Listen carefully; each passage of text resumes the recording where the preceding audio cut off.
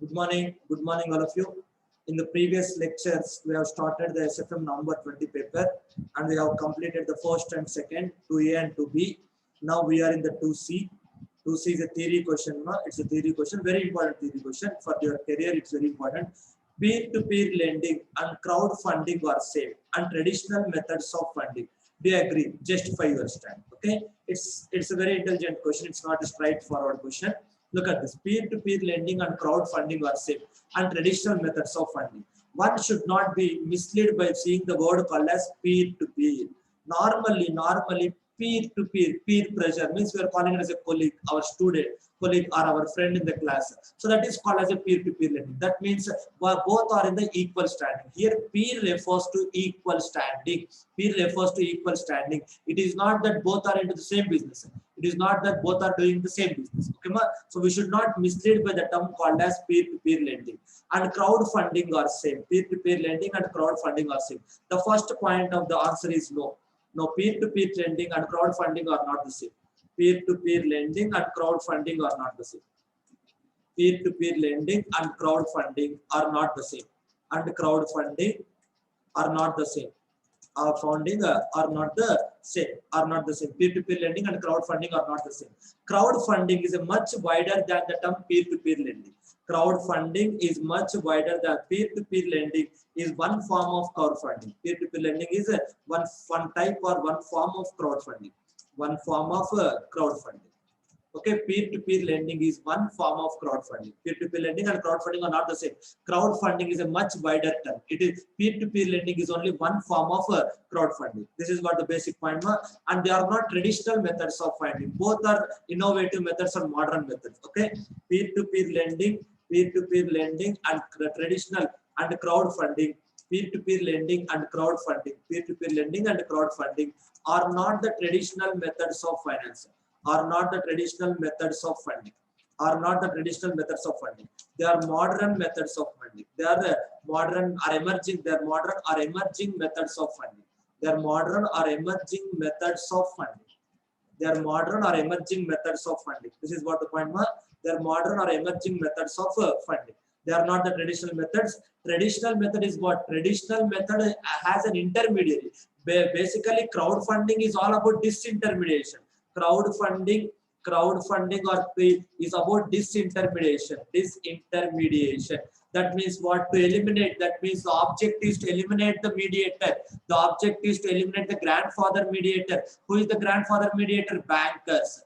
Godfathers, grandfathers, guardians, mediator. So we are trying to evade them. It's a pity thing. It's a very, very risky. So skipping the bankers and directly interacting, making both the borrowers and lenders is a very risky proposal. Now it appears to be very crazy. Over a period of time, we will see the pinch of that. Okay, grandfather, godfather, bankers should be there. We should not what we call kick away the bankers and meet the borrowers and lenders. It's very, very risky. It's very risky. Anyway, craziness is going on in the market. So, of course, everybody wants to interact directly. They don't want to interact with their grandfathers like bankers. Disintermediation. So, therefore, this is all about disintermediation. That means avoiding the middleman called as bankers. Okay. So, it's all about disintermediation. Traditional methods, banker is there. Okay. Right. Next. So, these are having discussed all those things. So, peer-to-peer lending, we should not mistake by the term called as peer. Both are doing the same work. No. So both are, maybe you can see the word called as the same standing. That means lender is also a small person and borrower is also a small person. On that basis, we can say that both are peer. Peer-to-peer lending, we can agree that both are almost on same capacity, equal footing. It's not that I am giving loan to the Mukesh Ambani. I am a small person, Mukesh Ambani is a very big person. There is no match at all. Therefore, peer-to-peer lending says I am a small person and I am funding a small business enterprise. From that angle, you can look at it as a peer-to-peer lending. Okay, right. So the difference between this, that here the name itself indicates lending. That means in case of peer-to-peer lending, the platforms which are facilitating this peer-to-peer lending will link up the borrower and the lender. Platform is only mediator. Platform is only facilitating both the borrower and lender. So peer-to-peer lending involves giving a loan amount. Peer-to-peer lending involves lending. Peer-to-peer lending involves lending. As the name itself indicates, lending. That means loans is there. Whereas crowdfunding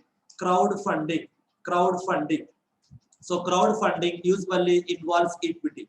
Equity. Crowdfunding usually involves equity. This is what the point. So crowdfunding usually involves equity. Peer-to-peer equal normally involves lending. The drawback is that if you deposit your money in the bank, there is a guarantee from DCGC, Deposit Credit Guarantee Corporation. There is a guarantee. If you deposit money in the bank, there is a guarantee. But if you directly give money to the borrower because of the mediator, there is no guarantee that the borrower will pay. Default risk, high default risk.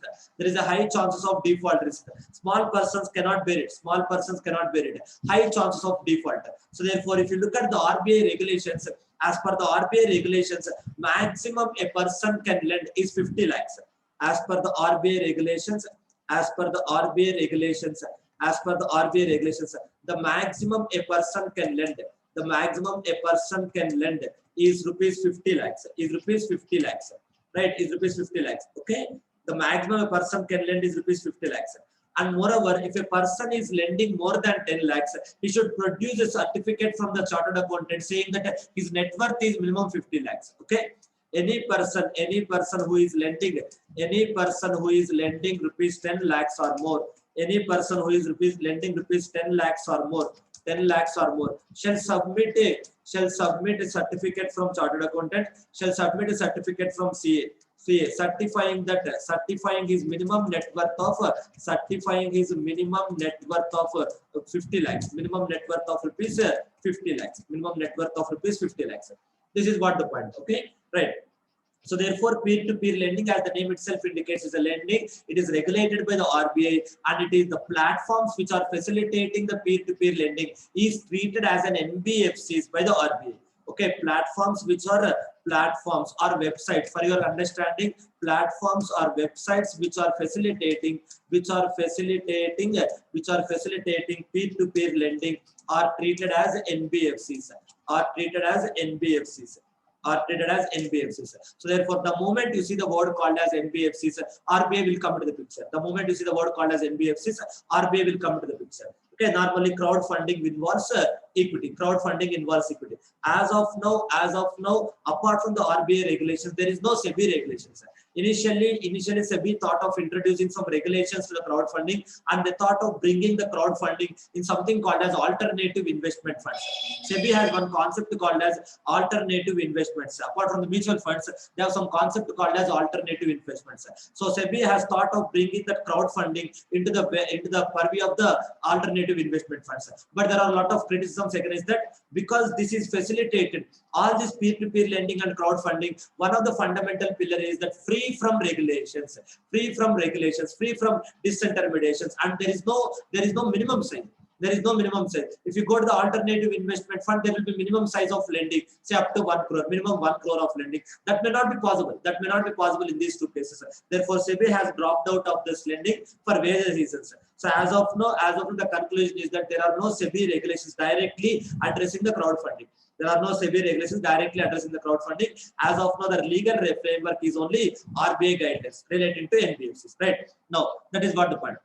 So therefore, crowdfunding usually involves equity. Both are different. Both are not traditional methods of funding. Crowdfunding is only one form of peer-to-peer lending. The fundamental object is that to remove the mediator, first point, and the second point is that we should be able to borrow money at small amount, because normally what happens is that for a small business entrepreneur, he may not satisfy the banker's criteria to be eligible for a loan. A small businessman may not be able to satisfy the banker's criteria for a small loan. So therefore, he can go for this peer-to-peer lending and crowdfunding. Okay, that is the point. So for the depositor's point of view or the lender's point of view, the advantage is that they will get better rate of interest than bank fixed deposit. Rather than keeping my money in the bank fixed deposit, I'll get hardly 5%. If you look at a present rate, hardly 5%. But if I give my money, whatever I say, 50,000 or 1 lakh, if I give my money to the peer-to-peer lending, I'll get more interest. I'll get more rate of interest. That is what the point. Next, second point is that for the borrowers also, it is easy method of funding. Borrowers will get funding at lower rates of interest. Lender will get income more than the bank fixed deposit rate of interest. But the point is that there is no regulation. There is no regulation. The entire risk dwells upon the lender only. He has to take care of everything. He has to take care of everything, right? So crowdfunding usually involves equity, but sometimes crowdfunding also takes care of lending also. Both are possible. It only the common point between peer-to-peer lending and crowdfunding is that disintermediation, small funding. Disintermediation also enabling amount of small borrowing and lending. Less regulation. So common objective is that common objectives,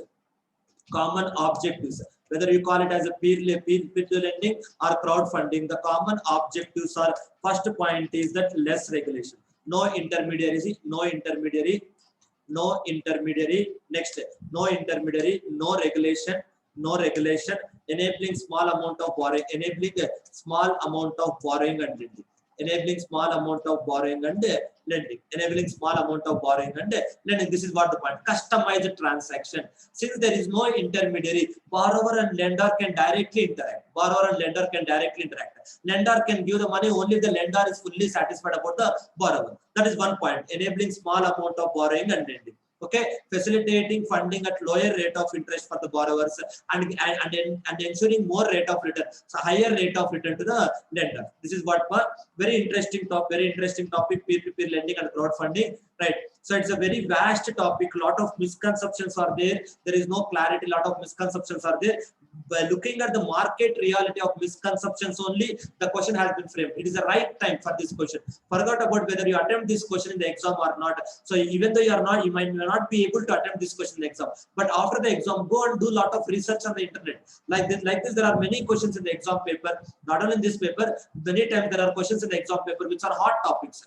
The moment you see that new question, you will drop out that in the exam hall. But very few students will make effort of learning, even though they are not able to attempt in the exam. Why can't we make an attempt to learn about this? What I have explained is only 0.1%. What I have explained for this 4 marks question in this small video is only 0.1% of these two topics, peer-to-peer lending. There is only I have explained only 0.1%. How the SEBI interferes, how the RBI interferes, what is the position in US, how the Securities Exchange Commission will interfere, how the RBI, all this will come into picture. There is a lot of discussion is there. There is the more merits and demerits are there. But you can fund for the creative projects which may not be acceptable to the borrower, or you can fund for the social cause. You can fund for the social cause like charity, yes or no. Like this, many things is there. Don't ignore this question just because you are not able to attend the exam. Leave it. You may not be able to attend the exam, but now gone is gone. Now there is a lot of time. You go back and read. Very, very interesting topic. I'll strongly appreciate the paper setter to bring it. At least it will highlight the students that it is an emerging topic and hot topic. Even though they may not be able to attempt it, at least it highlights that it is an emerging topic and hot topic. Right? That is the point. So therefore, there is a lot of difference between peer-to-peer lending and crowdfunding.